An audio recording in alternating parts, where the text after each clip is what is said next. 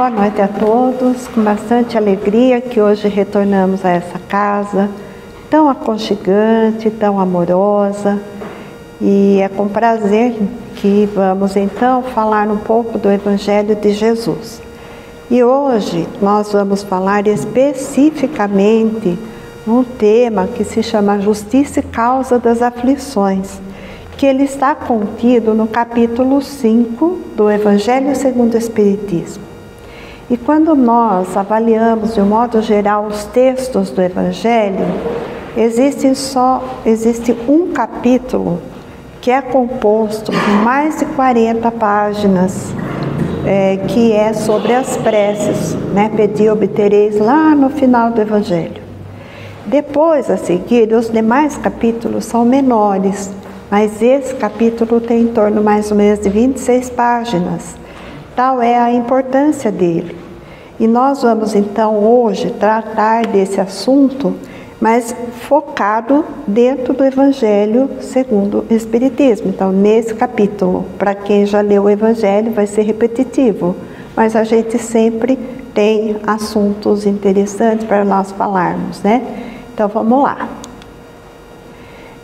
Lá no capítulo 5, nós encontramos no Evangelho um início que fala das bem-aventuranças. Então, esse tema, dentro do Evangelho, é um dos temas do Sermão da Montanha, que Jesus fala das suas bem-aventuranças.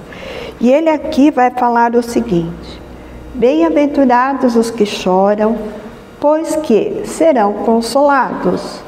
Bem-aventurados os famintos e os sequiosos de justiça, pois que serão saciados. Bem-aventurados os que sofrem perseguição pela justiça, pois que é deles o reino dos céus. Nós encontramos essa descrição no Evangelho de Mateus, no seu capítulo 5, nos versículos 4, 6 e 10. Mas Lucas também escreve sobre esse assunto e ele também diz o seguinte: bem-aventurados vós que sois pobres, porque vosso é o reino dos céus. Bem-aventurados vós que agora tendes fome, porque sereis saciados. Ditosos sois vós que agora chorais, porque rireis. E aí nós paramos e fazemos a seguinte pergunta: mas por que Jesus haveria de dar tanto valor para a dor? Porque essa bem-aventurança faz uma referência constante de que são bem-aventurados aqueles que sofrem, que enfrentam dor. Como que pode, se Jesus veio trazer o alento, o conforto, como que ele pode enfatizar tanto, a questão da dor, do valor do sofrimento presente nessa bem-aventurança? E aí nós vamos só poder entender esse conteúdo quando nós estudamos o Evangelho segundo o Espiritismo na ótica da doutrina espírita. Porque se nós seguirmos essas passagens da maneira como elas são apresentadas lá na Bíblia, o que nós vamos encontrar? Nós vamos dar justamente essa interpretação. Que estranho Jesus valorizar tanto o sofrimento. Por que será? Então nós sabemos que quando Jesus, vou fazer um parênteses só para contar uma historinha bem pequenininha.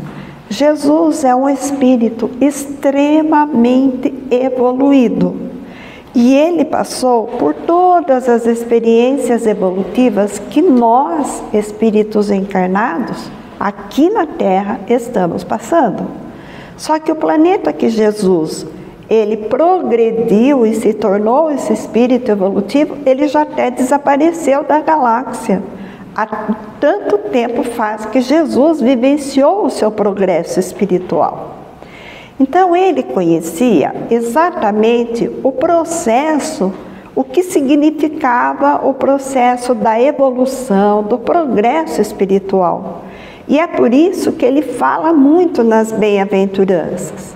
Primeiro, então ele era conhecedor exatamente de como é o processo evolutivo. E Jesus, que viveu há muito, muito mais tempo do que a gente possa imaginar, só para nós termos informações, nas psicografias relacionadas à história de Jesus, contam os espíritos que trouxeram informações a respeito de Jesus, que ele teria, só para reencarnar aqui na Terra e ocupar um corpo físico como o nosso, ele teria se preparado durante 1000 anos. Por que ele teria passado por todo esse processo? Porque Jesus, ele já não tem mais corpo, ele não tinha mais corpo naquela época que ele estava já em planos elevados. E o plano espiritual de Jesus, ele é tão elevado que Jesus tem um contato muito próximo de Deus. Por isso que ele fala, eu e o Pai somos um. Não é porque ele é Deus, como atribuem as outras religiões, mas porque ele é um espírito que já alçou uma evolução tão grande e que ele tem um contato direto com o Pai. E que nós ainda, nesse processo de caminhar evolutivo, ainda nós não temos. E nem conseguimos sequer imaginar o que significa essa perfeição. Nós sabemos que um dia chegaremos lá como ele é, perfeito. Mas nós não sabemos quanto tempo vamos demorar, o que é que nós vamos viver para poder alçar essa perfeição. Mas ele que alçou essa perfeição e já passou por todo esse processo, ele conhecia, por isso que ele falava as bem-aventuranças, e ele valorizava não o sofrimento, mas o esforço daqueles que estavam passando por experiências difíceis, porque ele sabia que eram espíritos que ainda iam ter que passar muitas experiências, muitos desafios, para poder alçar o conhecimento, ampliar as suas inteligências, conseguir realmente compreender a dimensão divina. E é por isso que ele falava do reino de Deus para aquelas pessoas. E ele utilizava parábolas, ele utilizava essa maneira de falar com eles para infundir neles esperança. Não para valorizar a dor e o sofrimento, mas para dizer para eles que aquele sofrimento que eles estavam vivenciando era bendito, era bem-aventurados eles eram, porque eles sabiam enfrentar os desafios, os sofrimentos que eles estavam passando, que eles enfrentavam. Então, ao contrário, ele estava valorizando toda aquela luta daquelas pessoas com quem ele conviveu naquele tempo. E que também é para nós. Mas com a doutrina espírita, nós viemos entender melhor isso. E é por isso que a doutrina espírita, estudando os capítulos da doutrina espírita, nós vamos entender melhor as questões do porquê que nós sofremos e por que existe a justiça.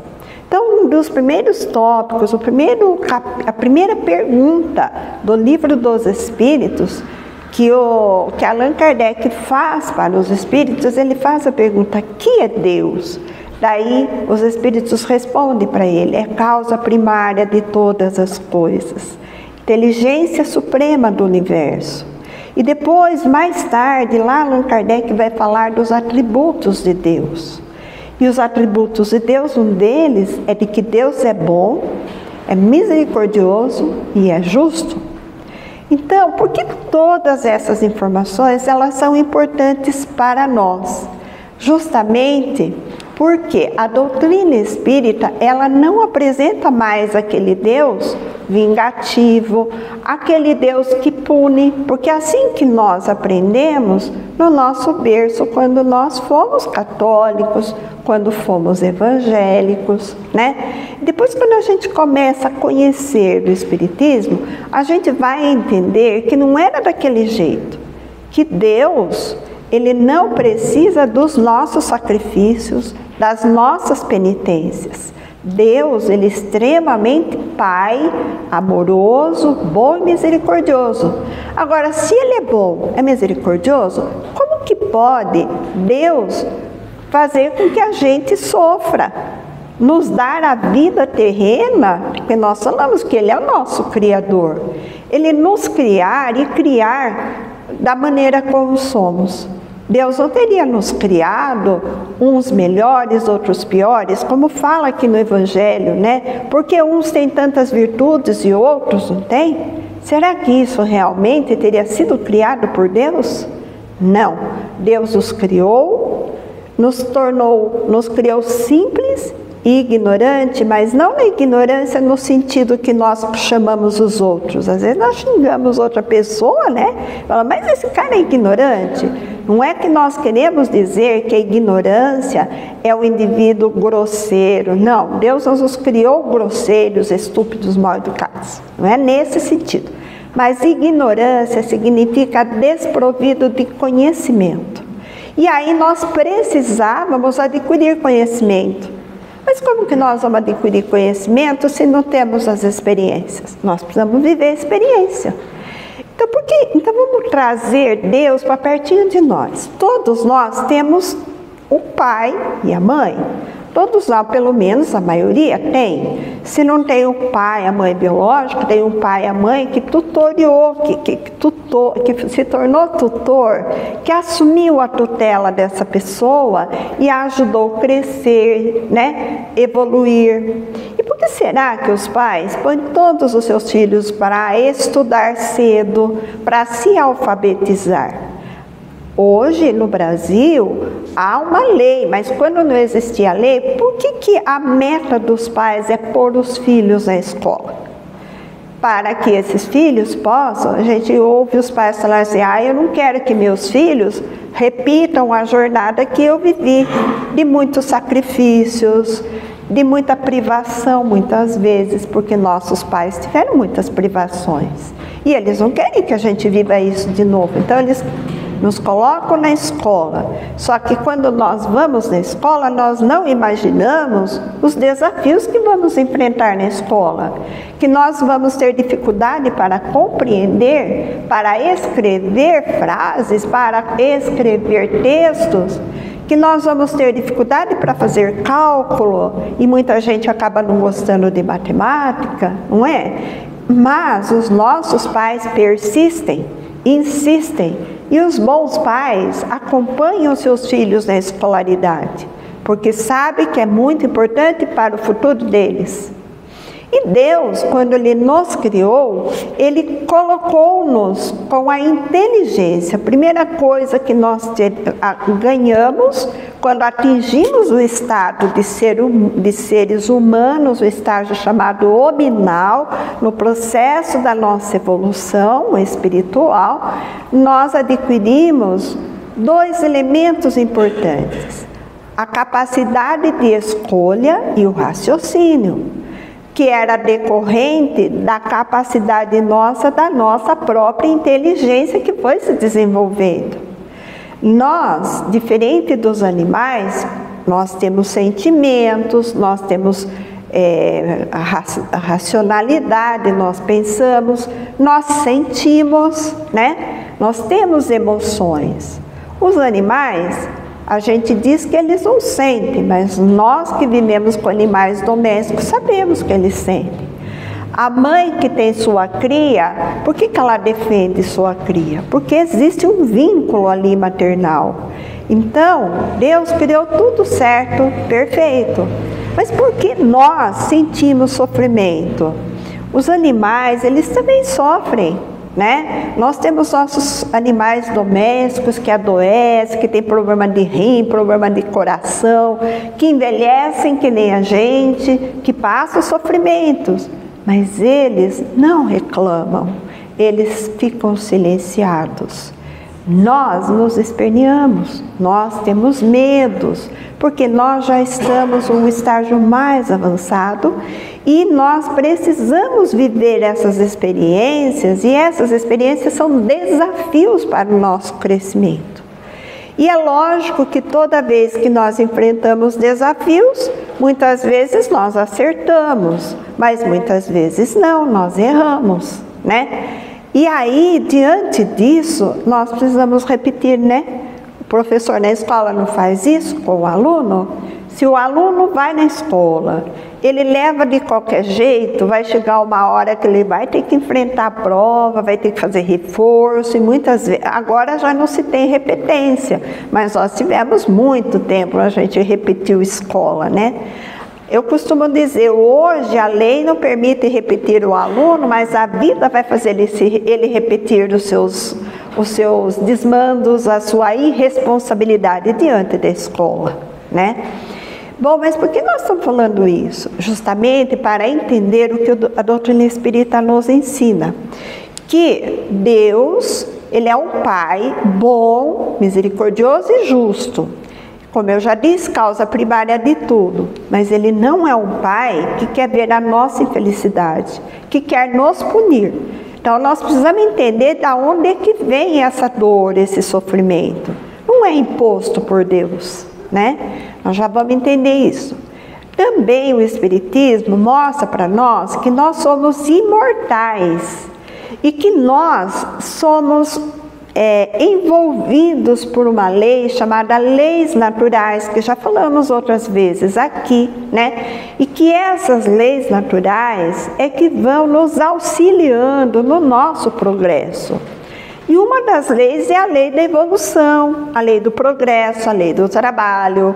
Então, muitas vezes a gente está trabalhando e reclama do trabalho, né? Não está satisfeito com o trabalho, reclama do trabalho, mas o trabalho é necessário, não só para o nosso sustento, mas para desenvolver nossa inteligência, para que exerçamos a fraternidade, que aprendamos a respeitar os superiores nossos, porque existe uma hierarquia. Enfim, o trabalho nos traz muitos benefícios na nossa experiência e nós reclamamos. Bom, outros processos, a própria evolução, ela é carregada de muitos desafios e não de problemas, de desafios e não sofrimento. É que nós que interpretamos como sofrimento. Outra questão que aprendemos na doutrina é que nós vivemos muitas vidas através da reencarnação. E por que esses ensinos são importantes? Para nós entendermos a causa das nossas dores, os sofrimentos, que daqui a pouco nós vamos falar. E também a reencarnação é um recurso de grande aprendizado, não de punição, como muitas vezes nós achamos. Então lá, nós vamos ver no Evangelho, e eu vou ler rapidinho para não tomar muito tempo, é o seguinte, Kardec, ele divide as causas do sofrimento, e aí nós vamos entender aonde é que está a justiça do sofrimento, né? Em duas causas. As causas atuais das aflições e as causas das vidas anteriores. E depois, no final, eu vou falar que tem mais uma situação que não é nem do passado e nem do presente, nem das encarnações passadas e nem das atuais, que vai depois a gente fala dela. Então, Kardec, e aí nós tomamos a liberdade de copiar o texto tal e qual, porque é um texto profundo, mas muito esclarecedor. E ele nos diz o seguinte: remontando-se à origem dos males terrestres, reconhecer-se-á que muitos são consequência natural do caráter e do proceder de quem os suportam. Ou seja, ele está dizendo que devido ao nosso próprio caráter é que nós enfrentamos muitos males na Terra, muitos sofrimentos, e nós já vamos chegar lá. Quantos homens, agora ele começa a citar exemplos, por isso que nós pegamos o texto tal e qual. Ele fala assim: quantos homens caem por sua própria culpa? Quantos são vítimas da sua imprevidência, do seu orgulho e da sua ambição? Vamos parar e fazer um exercício de consciência. Será que muitas vezes nós somos extremamente ambiciosos? Será que muitas vezes nós somos imprevidentes? Quantas pessoas sofrem acidentes, estragam suas vidas, ficam o resto da vida acamado ou fica com amputações porque foi imprevidente, por exemplo, no trânsito? Nós sabemos que o excesso de comida, que o desrespeito com o nosso corpo nos traz graves doenças. Nós sabemos que grandes problemas como o câncer, por exemplo, têm uma origem muito importante na questão das nossas emoções. Ou porque nós suportamos calado, engolimos, e aquele processo de engolir os nossos problemas calado vai se depositando energeticamente no corpo, provocando esses tumores, né? Ou muitas vezes é o contrário, nós alimentamos tanta mágoa, tanto ódio, tanta bronca em relação ao outro, a um pai que nos machucou, a uma mãe que não deu o cuidado que nós gostaríamos de ter recebido, a um companheiro que nos maltrata, mas nós guardamos aquilo dentro dos nossos sentimentos, do nosso coração, e aquilo vai eclodir em tumores, em doenças graves, né? E existem inclusive estudos que falam que determinadas regiões do nosso corpo, ela simboliza a nossa dificuldade. Um exemplo, nós temos problemas cardíacos, por quê? Porque muitas vezes nós temos dificuldade de lidar com o amor, de dar amor, de receber amor. Outros têm problemas de ser uma pessoa muito inflexível, com dificuldade de ajudar o outro, de aceitar o outro, dificuldade de aceitação. Aí a pessoa acaba desenvolvendo um problema na coluna, daí muitas vezes tem até que fazer cirurgia, e aí o processo da cirurgia vai transformando o coração dessa pessoa. São alguns exemplos, não é regra geral, mas pode e acontece, né? Então, por isso que ele fala que nós somos imprevidentes, somos levados pelo orgulho, pela nossa ambição. Eis aí aonde está a causa dos nossos sofrimentos. Quantos se arruinam por falta de ordem, de perseverança, pelo mal proceder ou por não terem sabido limitar seus desejos. Nós sabemos que tem pessoas que, por exemplo, se entrar em contato com bebida alcoólica, não consegue tomar um copo de cerveja. Aí começa a tomar uma garrafa atrás da outra, até se embriagar, não é? Então, isso são atitudes que a pessoa não sabe limitar seus desejos. A mesma coisa em relação à sexualidade, a mesma coisa em relação a posses, a querer ter as coisas na vida. Tem principalmente mulheres, né, que vê os outros obtendo coisas, entram no processo da inveja, porque o outro tem uma coisa. Vou até fazer um parênteses aqui. Existem duas situações que é muito comum entre nós que nos leva a esses processos. É o processo da inveja e da cobiça.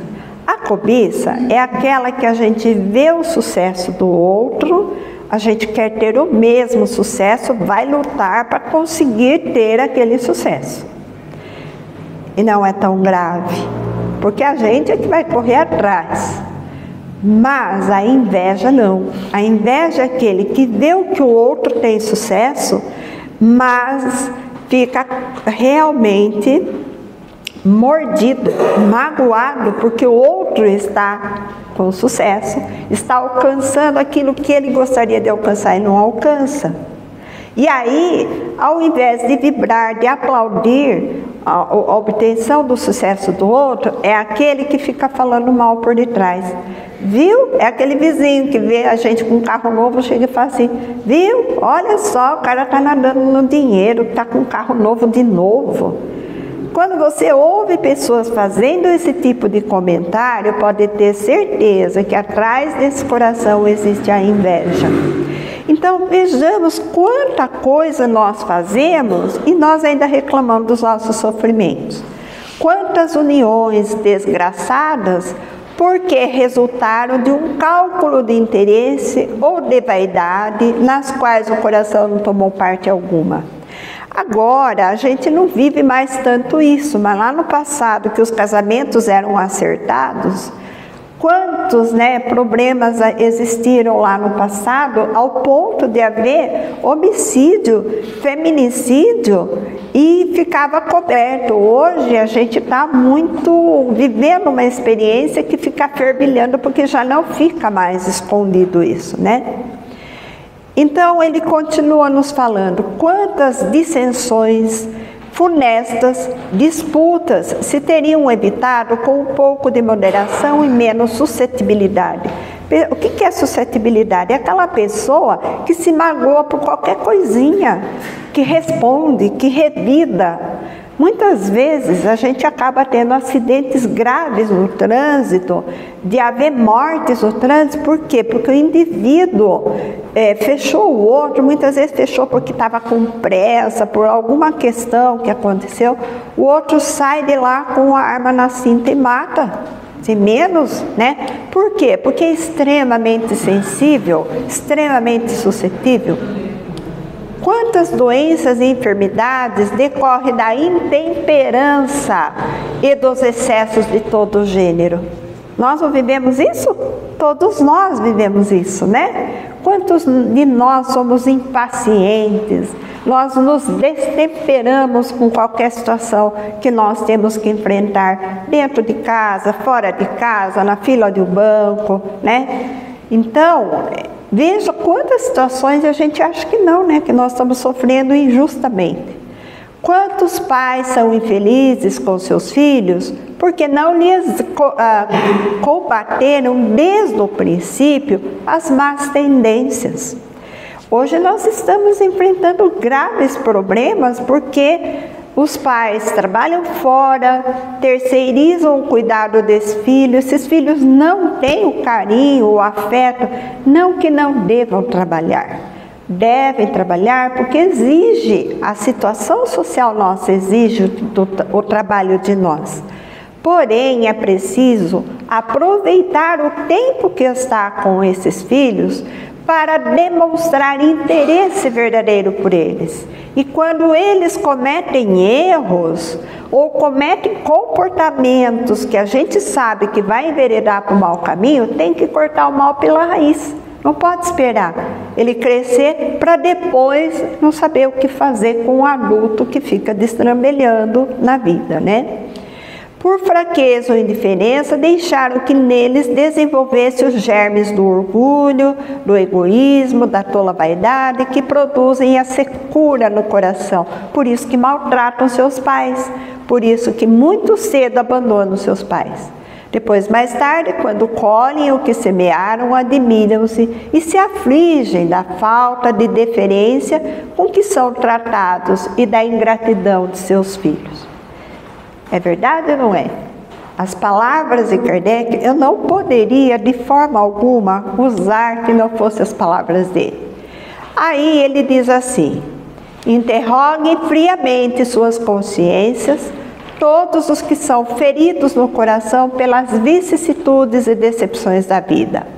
Remontem passo a passo as origens dos males que os torturam e verifiquem se, os mais das vezes, não poderão dizer: se eu houvesse feito ou deixado de fazer tal coisa, não estaria em semelhante condição. Essa frase é típica. A gente vê muito isso entre casais que se separam. Daí se separam, daí o moço, o homem vai procurar outra mulher e a mulher procura outro homem. Eles retomam um novo relacionamento. Daí uns 2, 3 anos, ambos descobrem que encontraram a mesma pessoa igual à primeira. Porque isso é muito comum. Nós atraímos para perto de nós pessoas que vão nos ajudar a nos modificarmos. E muitas vezes nós rompemos o relacionamento com aquela pessoa que é a pedra do nosso caminho, só que aquela pedra está burilando a nossa personalidade. E a gente não entende isso. E aí acaba tentando outros caminhos. Graças a Deus que existem as reencarnações e a gente vai poder reencontrar aquela pedra que estava difícil naquela época, né? Então ele pergunta assim, ele afirma: A quem então há o homem de responsabilizar por todas essas aflições, esses sofrimentos, senão a si próprio? E é bem isso mesmo, né? Então, o homem, pois, em grande número de vezes, é o causador do seu próprio infortúnio. Mas, ao invés de resolvê-lo, acha mais simples, menos humilhante, para a sua vaidade, acusar a sorte, acusar Deus, né? E eu falo, por isso que eu gosto da doutrina, porque a doutrina não nos paparica. Ela não coloca a responsabilidade dos nossos erros na costa de Jesus, o Salvador, e nem tampouco na culpa de Deus. Por quê? Porque a responsabilidade é nossa. Essa ideia de que se a gente se arrepender, Jesus veio à terra para nos salvar, ele veio à terra para nos salvar, mas não para derramar sangue, conforme a gente aprendeu, na cruz por nós. Pelo contrário, ele derramou sangue porque ele viveu uma época que era a crucificação. E que ele foi maltratado, ele foi desrespeitado, não foi aceito, porque ele estava afrontando uma cultura atrasada naquela época. Porém, Jesus, ele veio nos salvar de que forma? Ensinando como nos conduzir através do amor. E não achar que o fato dele ter morrido na cruz vai nos salvar e limpar os nossos pecados. Em absoluto, porque os nossos pecados, nós arcaremos com eles.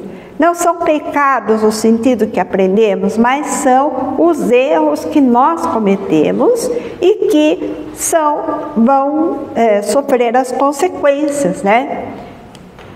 Opa, pera lá, desculpa, gente. Então, existem duas leis, a lei humana e a lei divina. A lei divina, ela é muito importante. Eu não vou falar da lei humana, porque a lei humana, ela muda conforme o tempo. Vocês já pararam para imaginar como que era a lei? Bem lá no tempo que Pedro Álvares Cabral descobriu o nosso Brasil. Como que era essa lei? Essa lei nem existia no Brasil. Daí trouxeram as leis de Portugal que viviam outra realidade. Agora, a lei daquele tempo é a mesma de hoje? Em absoluto, né? O tempo da escravidão. Hoje, se nós evidenciarmos qualquer comportamento de racismo, nós temos que cuidar da nossa atitude, porque nós seremos presos. Hoje nós temos leis que protegem todas as pessoas que estão correndo risco de ser vítimas de racismo ou que estão correndo risco de ser vítima de preconceitos. A nossa lei melhorou, mas há quanto tempo atrás era muito comum a gente olhar para o outro e tratar mal o outro sem menor respeito, né? Tanto a pessoa da pele negra, hoje se fala preto, né? Negro, né? Não sei como é que é bem isso, mas são modernidades que eu não estou atualizada com esses termos, mas tanto os nossos irmãos que têm cores diferentes da nossa, e eu digo nossos irmãos porque tem todas inclusive nós temos a etnia dos japoneses que é completamente diferente de nós, e os nossos irmãos que têm problemas com a homossexualidade, enfim. Hoje nós estamos tendo uma atualização das leis. E elas são necessárias porque se não há essas pequenas mudanças, mesmo que seja devagar, nós não conseguimos impingir uma mudança mais ampla na sociedade. Às vezes nos choca, às vezes nos traz problemas, porque às vezes somos imprevidentes. Mas é justamente para estarmos mais atentos que a lei existe. Então a lei humana, ela muda e vai mudando com o tempo à medida que nós vamos progredindo. Mas a lei divina, Deus, porém, quer que todas as suas criaturas progridam, portanto, não deixe impune qualquer desvio do caminho reto. O que é isso? O que é estar no caminho reto? é palmilhar o nosso caminho em direção ao bem, em direção à fraternidade, é tornarmos-nos cada vez melhores, sermos boas pessoas. É essa que é a proposta. Mas quem é que nos ensinou isso? Foi Jesus, né? E daí quando a gente fala na doutrina espírita, é porque quando a gente para pensar assim, bom, mas será que tudo depende dessa vida? Será que outros sofrimentos que não têm explicação nessa vida, então por quê? Foi Deus que nos impôs? Aí nós vamos entender assim. Primeiro, tudo que se semeia se colhe. Não precisamos ir muito longe, né? Nós moramos numa região que tem uma parte da nossa região que é indústria, mas temos grande parte que é agricultura, né? Se o agricultor, ele não cuidar da terra, ele não semear e contar com a força da natureza, ele não vai ter produção, não é verdade? Então, é necessário que nós estejamos sempre semeando o bem. A vida é uma semeadura constante, né? E é necessário que semeemos o bem para que possamos colher o bem. Então, diante de todos aqueles exemplos que Kardec apresentou lá atrás, nós sabemos, e que são comuns nas nossas atitudes, que muitas vezes o sofrimento que estamos vivendo, estamos colhendo o fruto da nossa imaturidade, o fruto da nossa não mudança, da nossa intemperança, do nosso orgulho, do nosso egoísmo, nesta presente encarnação. Não chegamos ainda na anterior, né? Nessa. E aí existe uma lei chamada lei de causa e efeito. Essa lei, na verdade, não é uma lei dentro da doutrina. Dentro da doutrina a gente chama isso de ação e reação. A lei de causa e efeito é uma lei prevista por Newton, né? A terceira lei de Newton, que fala dessa lei. Ou seja, toda vez que eu der um tapa na parede, eu vou sentir a dor na minha mão, porque a resistência da parede vai provocar a dor. E quanto mais forte for, maior vai ser minha dor. E se eu der uma força tão grande, eu posso quebrar meus dedos. Então, isto se chama lei de causa e efeito. Mas, em termos de comportamento, nós não chamamos causa e efeito, a gente vai chamar de lei da ação e reação. Ou seja, toda vez que eu ajo no mundo, eu vou ter um resultado. É igualzinho a semear e colher. Eu vou colher aquilo que eu semear. Então, é por isso que o sofrimento, como causa daquilo que se semeia, não é punição, mas é um despertador para a tomada de consciência daquilo que não se deve fazer aos outros e que nós não queremos que façam conosco. Então, quando perguntaram, né, um dos discípulos perguntou a Jesus, como é que nós poderíamos saber quando nós estávamos agindo de forma correta? Jesus respondeu exatamente isso. Não façais ao outro aquilo que não queres que faça contigo. Então, não fazer o outro que nós não queremos para nós. Por quê? Porque a gente vai ter o resultado conforme as nossas atitudes. Agora, a lei divina, ela é justa. E Deus é um Deus de amor. Então, se ela é justa, o que acontece? Afirma lá Allan Kardec. Entretanto, a experiência, algumas vezes, chega um pouco tarde, quando a vida já foi desperdiçada e foi turbada. Quando as forças já estão gastas, sem condições de ter o remédio. Quantas pessoas chegam na fase idosa e daí tomam consciência que poderia ter agido de forma diferente? É aquilo que falamos anteriormente, né? Se eu tivesse agido daquela maneira, eu não estava vivendo assim hoje. Então, pode ocorrer isso? Pode. E ele fala, se no começo dos meus dias soubesse que seria assim hoje, eu não teria agido daquela maneira. Por quê? Porque foi justamente o desafio, o sofrimento é que nos leva ao despertamento. Quando a gente colhe o sofrimento, a gente acaba acordando, né? E é isso que é importante. E é nisto que a lei de Deus, que é uma lei natural, Deus ele não está lá de olho e julgando ninguém. Pelo contrário, Deus criou tudo, ele está trabalhando em função do infinito. E ele já estabeleceu suas leis e nós vamos vivendo suas leis. Então, uma das leis que é ação e reação, ela aparece aqui. Toda vez que a gente age tarde demais, a gente desperta tarde demais, muitas vezes nessa vida a gente não vai ter oportunidade. Nós vamos ter que ter outra oportunidade numa outra encarnação, que é o que daqui a pouquinho a gente vai falar, né? E tem essa frase que eu acho do Kardec muito interessante, ele fala assim: contudo, assim como para o obreiro o sol se levanta no dia seguinte, permitindo-lhe neste reparar o tempo perdido, também para o homem, após a noite do túmulo, brilhará o sol de uma nova vida, em que lhe será possível aproveitar as experiências do passado, suas boas resoluções para o futuro. E suas boas resoluções para o futuro.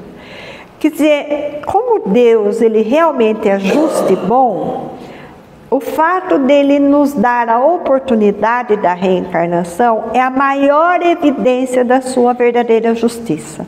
Porque todos nós vamos ter a oportunidade de retomar a nossa jornada numa nova encarnação. Pode ser que seja doloroso, depende do que fizemos, né? E aí então tem causas anteriores das aflições, que está previsto lá no Evangelho. Perdão, gente, desculpa. Lá no Evangelho está assim, ó, causas anteriores das aflições. Então, há dores que aparentemente são inexplicáveis, sem o conhecimento que a doutrina espírita nos fornece. Então, quais seriam essas dores? As fatalidades, né? Que fatalidades?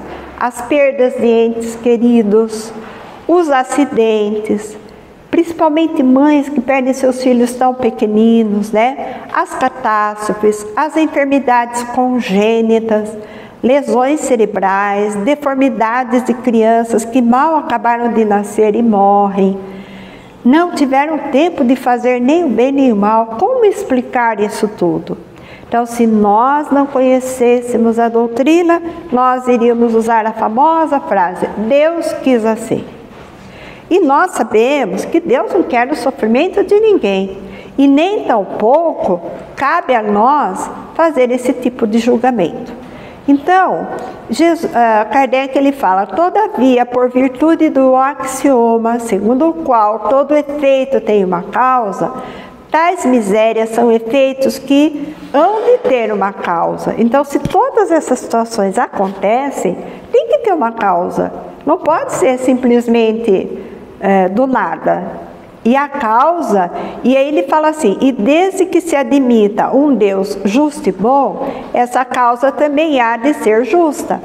Ora, ao efeito precedendo sempre a causa, se esta não está no presente, há de ser na vida anterior, já que nós admitimos que existe a reencarnação, né? Gente, a hora está passando. Então, o homem, pois, nem sempre é punido ou punido completamente na sua existência atual. Esse é um aspecto importante. Quantos espíritos cometeram erros graves? Quem frequenta a doutrina espírita, participa de sessões de desobsessão, né? Ou quem pega os romances espíritas, que já leram, quantos espíritos foram extremamente maquiavélicos em encarnações anteriores? Fizeram muito mal, mas quando eles caem em si e percebem o mal que eles fizeram, eles se arrependem, choram muito, ficam muito desesperados e a consciência começa a remoer. Então não é Deus quem nos julga, mas é a nossa própria consciência. E não é uma consciência que está no cérebro, porque o cérebro, ele morre no corpo, o corpo vai para a terra, volta ao pó, mas o espírito continua. E esse espírito é que é dotado da consciência. E quem vai cobrar, quem vai se julgar somos nós mesmos, que vamos nos julgarmos. Então é a nossa consciência que vai cobrar de nós essa mudança, e aí a gente vai pedir perdão e vai pedir uma outra oportunidade. E ao pedir uma outra oportunidade, nós a teremos. E somos nós que vamos escolher como nós vamos viver de acordo com a nossa necessidade. Então, muitas vezes nós nascemos sem a capacidade de ouvir, sem capacidade de falar, ou com comprometimento dos olhos, ou num órgão, e a gente fica assim, mas meu Deus, eu não sei porque eu tenho isso, e fica reclamando, amaldiçoando muitas vezes, né? E aí, não sabe, porque a gente tem um véu do esquecimento, justamente para que a gente não se lembre dos fatos que causaram aquele problema em nós. Porque imagine só, se nós provocamos por um desatino nosso, nós fomos alguém que açoitamos um escravo lá no tronco e deixamos o escravo cego, o escravo surdo, a gente desencarna. Quanto tempo já acabou a escravidão? A gente desencarna e fica morrendo com aquela consciência, porque daí a gente vê o mal que a gente fez. Porque tudo isso fica registrado na nossa consciência. Sem o corpo, nossa consciência lembra de tudo. Daí, o que a gente quer fazer? A gente quer reencarnar e passar pela mesma experiência daquela criatura, para a gente dar valor àquilo que a gente tem, que são os olhos, os ouvidos, que eu tirei do outro. Então é uma consequência da minha atitude, não é porque Deus que mandou a gente nascer desse jeito. E para finalizar, né, já falamos dessas questões. Então as atribulações, elas não são impostas. Muitas vezes, como eu citei esse exemplo, elas são escolhidas por nós, porque depende da nossa necessidade, da tomada de consciência do que nós realmente precisamos. Se nós precisamos viver uma experiência para corrigir um erro nosso, nós vamos escolhê-los e vamos viver essa experiência. Só que quando a gente nasce, esquece o que aconteceu, esquece que açoitou alguém, esquece que prejudicou alguém, e a gente nasce e aí a gente não lembra.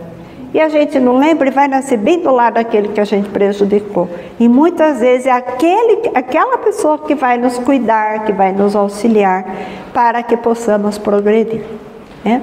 Bom, só para encerrar, voltando aqui, então nem todos os espíritos, é aqui que eu disse, ou a gente tem sofrimento de vidas passadas ou da vida presente, mas muitos espíritos, nem todos eles têm tribulações ou faltas. Muitas vezes eles escolhem passar por sofrimentos para que eles possam progredir mais rápido, enfrentando grandes tribulações aqui na Terra, porque querem acelerar o seu progresso espiritual, fortalecer as suas virtudes que já desenvolveu e contribuir principalmente com a obra divina na Terra, porque um espírito que reencarna, e ele é um exemplo para a gente, ele cala qualquer pessoa que reclama das suas dores. E nós temos muito exemplo. Quem conhece a história do Chico Xavier, foi uma vida regada de sofrimento. Mas todos nós teríamos a capacidade que o Chico teve, nós não tínhamos evolução para isso. Ele aceitou vir naquelas condições. Para quê? Para distribuir tanto consolo quanto ele distribuiu e que continua e vai continuar distribuindo. Porque cada obra que a gente lê dele é um bálsamo de esperança para nós. Que dirá aqueles corações de tantas mães que ele confortou? E, no entanto, a vida dele foi uma vida plena de sofrimento. Então, esses espíritos não têm problemas do passado e nem do presente. É uma escolha deles. E é uma escolha para auxiliar na obra divina na Terra. Por exemplo, o que Chico fez realmente foi para auxiliar a obra de Deus, né? Auxiliando quem? A coletividade e exemplificando o amor. Em geral, são o que nós chamamos de missionários. Então, era isso que eu gostaria de deixar, né, como mensagem, para dizer que não existe injustiça, principalmente a injustiça divina. Pode haver injustiça dos homens, mas de Deus não, da vida não. Porque tudo depende daquilo que nós precisamos, do que nós necessitamos para o nosso progresso. Muito obrigada, que Deus os abençoe, abençoe todos nós, que possamos voltar para os nossos lares banhados de muita energia, de muita luz de Jesus. Obrigada.